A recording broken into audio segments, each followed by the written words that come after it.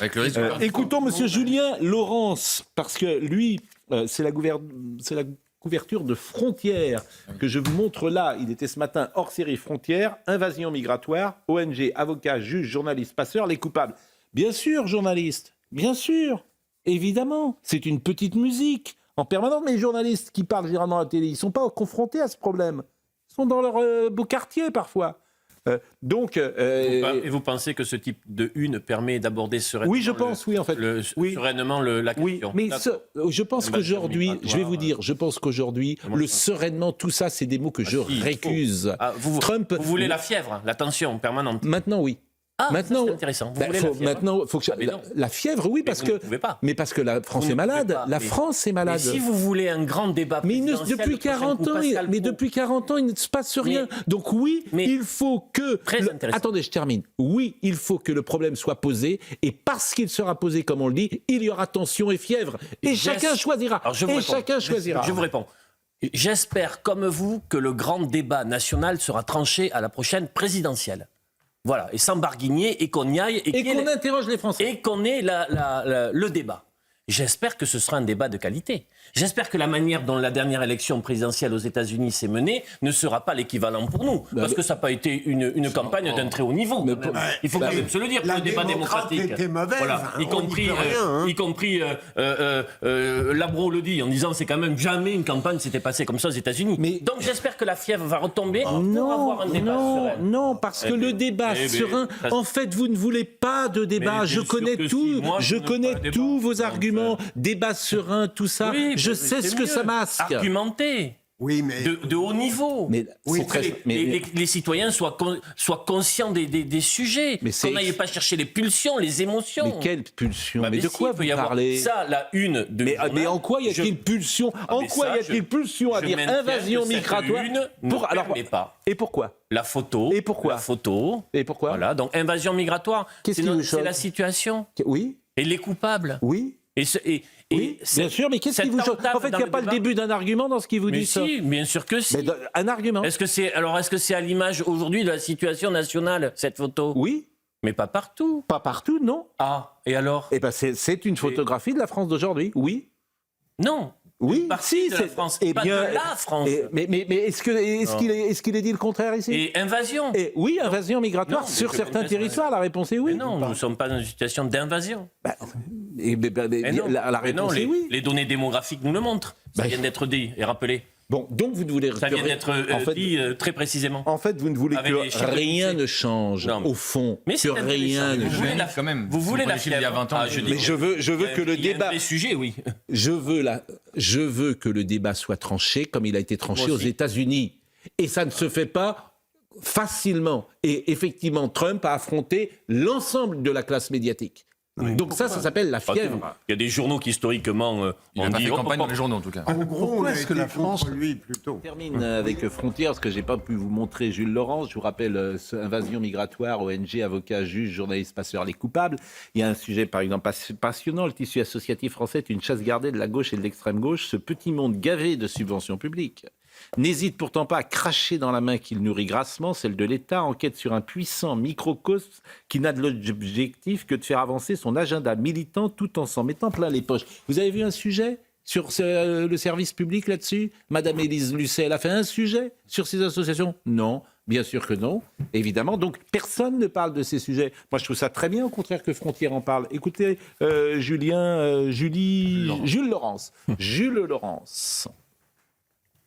Vous savez, aujourd'hui, le droit administratif, le contentieux des étrangers, ça représente 43%, donc c'est absolument énorme. Et nous, on a épluché 5161 décisions de jugement administratif dans laquelle on a pu, dans la période de octobre et novembre, et on a pu constater qu'aujourd'hui, par exemple, un étranger, il a plus d'une chance sur 3 de faire gagner son dossier sur un tribunal administratif. Donc ça, c'est des choses dont on ne parle pas souvent, c'est un ventre mou de l'immigration, mais c'est très important parce que ça dit quelque chose de notre justice administrative, notamment du fait que les tribunaux administratifs, ils ont la particularité d'avoir une certaine liberté d'interprétation. Vous savez, elle n'est pas uniformisée, cette justice administrative.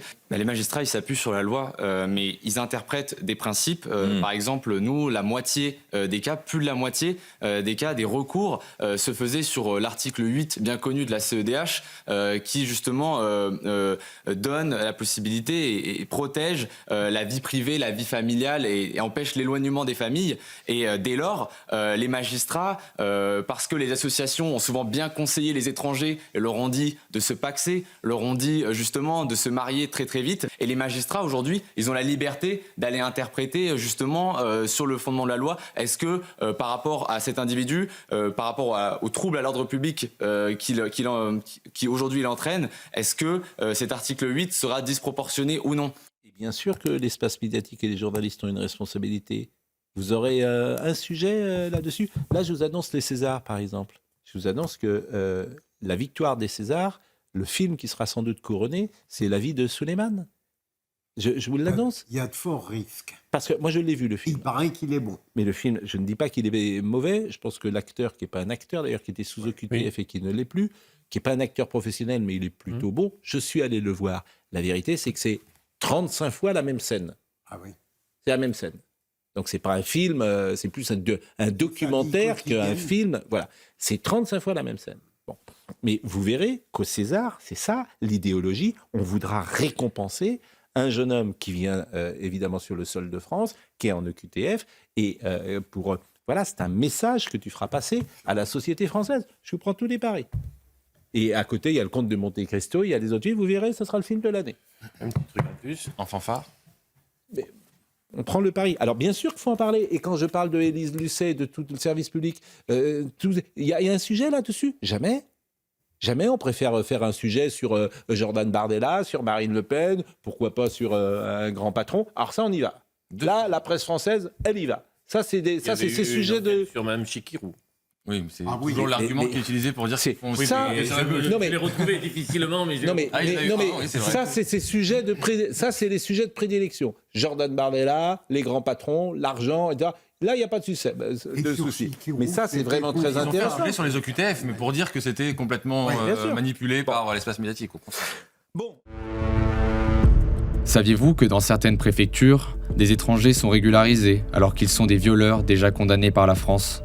Saviez-vous que ce ne sont pas 1 ou 2 cabinets d'avocats qui se font de l'argent avec le droit des étrangers, mais bien des centaines qui vivent du business des clandestins ? Saviez-vous que les associations pro-migrants, comme la CIMAD, sont devenues si puissantes qu'elles ont désormais des avantages et des commissions informelles au sein des préfectures ?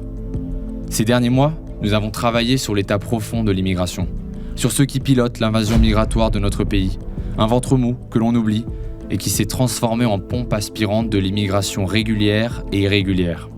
Des fonctionnaires appliquant la feuille de route des associations pro-migrants, des juges qui n'ont aucun compte à rendre dans leurs décisions, des avocats militants qu'aucun journaliste ne va confronter. En épluchant 5161 jugements à travers 31 tribunaux administratifs durant les mois d'octobre et novembre, nous avons construit une cartographie française des prétoires les plus laxistes où les avocats vont faire gagner les dossiers des clandestins pour régulariser leur situation. Nous avons découvert qui sont les avocats les plus empressés à défendre les étrangers en situation irrégulière, empêchant l'application des OQTF et les refus de titres de séjour. Nous avons découvert les affaires qu'ils ont défendues et gagnées, permettant à des monstres de se maintenir sur le territoire français. Avocats, juges, journalistes, ONG, fonctionnaires, après avoir enquêté sur eux, nous avons décidé de sortir les noms, les coupables, ceux qui nous imposent une invasion migratoire.